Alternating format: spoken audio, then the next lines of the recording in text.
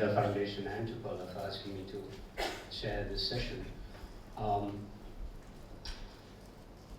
To add to Paula's bibliography, one should say that her article on performance has been included in a volume which I think is almost ready for release, which is edited by me and Molly Kaushal. So that will be the new contribution to the Ramayana studies. I think just briefly, since the subject is 21st century thinking with epic narratives, I just want to share with you my experience of trying to teach the epic. I used to teach. I'm no longer a teacher. I've retired. I'm not working anywhere. But whenever I tried to teach the epic, the first definition that came up always was it's a long story. And I think we need to emphasize the idea of a story, particularly in the present political climate, where stories are being confused with histories. That's the first definition, but it's not an adequate definition, of course. The other part of that definition is that it's a long story with a hero. That also is, of course, not adequate, but one has to add to that it's a long story with a hero who knits together a vast variety of material and puts them into a cohesive whole. But that also is not a very adequate definition.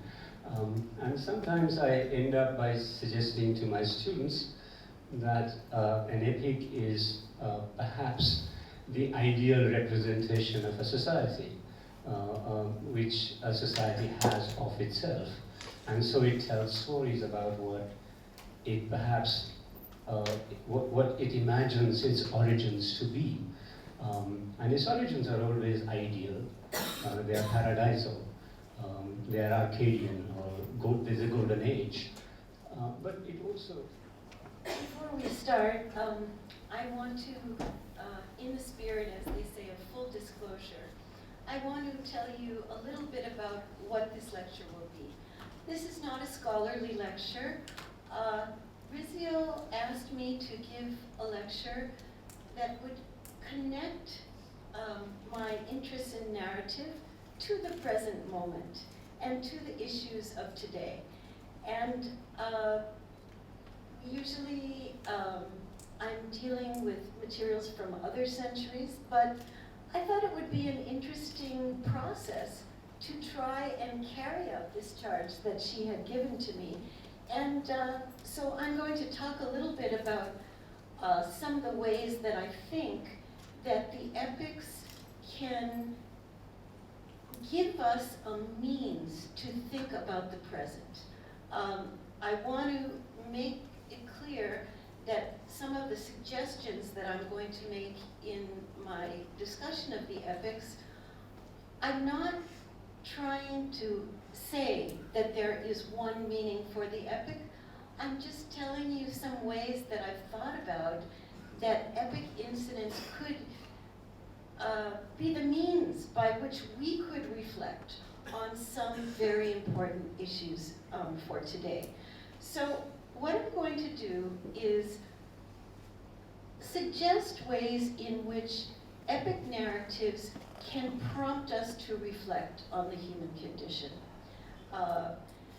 It will in some ways tie in with Professor Bhalla's comment about ideal society, but I'm also going to suggest that in some epic traditions, they're telling you what is not an ideal society and what you need to avoid. And then one other thing that I'm going to do is, in addition to taking examples from the Ramayana and from the Mahabharata, I'm also going to take a couple of examples from the Buddha Charita, that is the story of the Buddha and how he gained enlightenment, because I feel like these three epics are so different in their focus that if you have all of these different stories to draw upon, you can have a very rich reservoir of narrative.